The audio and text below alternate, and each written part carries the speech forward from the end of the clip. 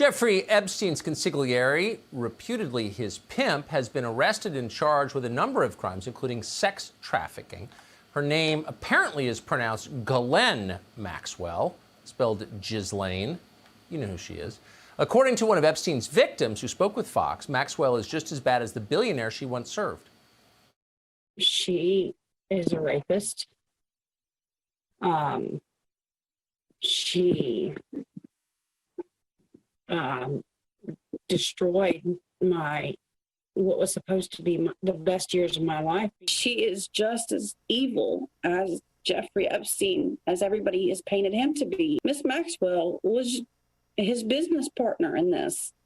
She did this to many girls. It was a hateful and degrading rape, and I was dumped off in my grandparents' yard naked and was told that I wouldn't come back alive the next time. Another alleged victim told 60 Minutes Australia, which is excellent, by the way, about how Maxwell ensnared young girls. His private sanctuary, an isolated prison known as Pedo Island, where he would share the girls like prey with his rich and powerful friends. We weren't anything important to them at all. We weren't even a human being to them. We were just another toy to be passed around. And that's what they did. Prince Andrew should be panicking at the moment because Ghislaine doesn't really care about anyone else but Ghislaine. I was in the car with her, and she would ask the driver to stop the car. And she'd dash across to the school or the park or wherever she was going, and she would like write down her phone number for a child, a young girl. And then I'd see that child at the house. And she'd say, they're auditioning. You know, I found a model in the park. And I thought it was really strange because I did see a couple girls in braces, and I've never seen a model with braces. Well, that's disgusting. So Maxwell has now been arrested, but then, of course, Jeffrey Epstein was arrested too. So how confident can the rest of us be that Maxwell will reveal what actually happened on Pedo Island and other places? Who was involved? Who paid for it? Were there foreign governments? How confident can we be that she will make it to a courtroom? Ed Gavin is a retired deputy warden for the New York City Department of Correction, the man to answer that question. He joins us tonight. Ed, thanks so much for coming on. Are you concerned that Maxwell won't make it to court? I think there are some issues that we have to contend with. When you think about what happened to Jeffrey Epstein, he supposedly committed suicide in prison. I don't think so. Dr. Michael Bodden, a renowned pathologist, examined Jeffrey Epstein, and he determined that the hyoid bone was fractured, and that's more consistent with homicide by strangulation instead of suicide by hanging.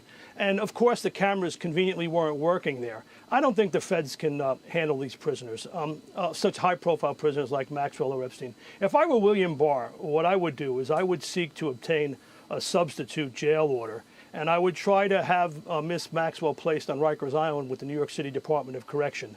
I mean, the jails are empty right now because de Blasio has police reform and Cuomo has bail reform, so everybody's out in the street. So there's plenty of room at the inn on Rikers. And then we have an emergency services unit that could handle her.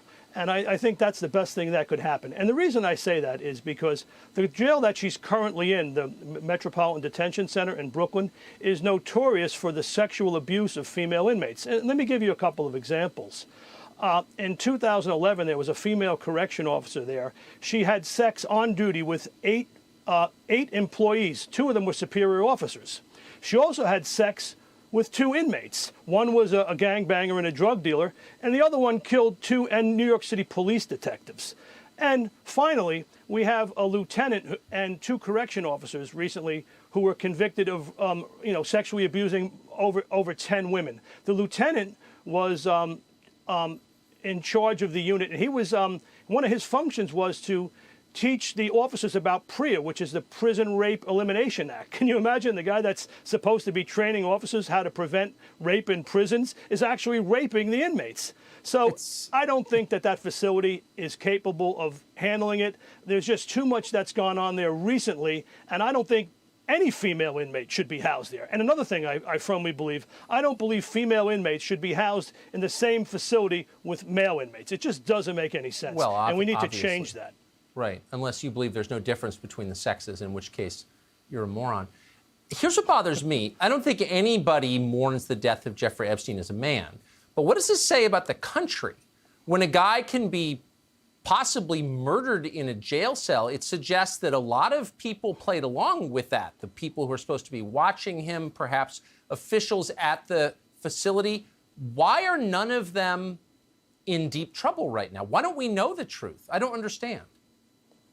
Well, I'll tell you why. Because we have corrupt police officials, we have corrupt officials in the FBI, we have corrupt officials in the U.S. Attorney's Office. I mean, just look at what Jeffrey Epstein did going back 10, 15 years ago. He paid money to the Palm Beach Police Department. Police departments shouldn't be accepting money from private citizens. No. When he was, what sex offender gets work release from jail? The Palm Beach County Sheriff's Office facilitated that.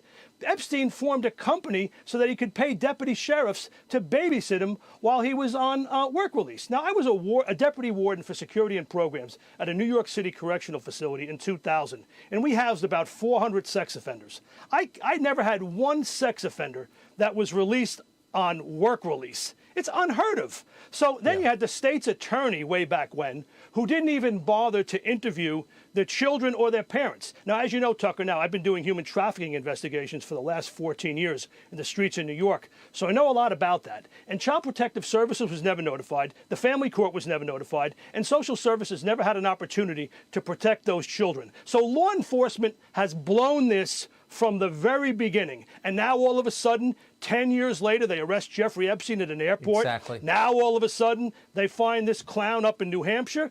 Give me a break. I totally The law enforcement agree. authorities that have handled this, it's just bizarre. I've never heard of anything like it. I do not trust the people that were involved in this investigation. Right. So instead, they're And crushing Tucker, local police departments, but nobody is saying this. No, I agree. Yeah, give me your 10 seconds. Departments. Exactly. Ed, thank you for that. Thanks for coming on tonight. You spun me blew it. up. I appreciate it. Thanks. I certainly did.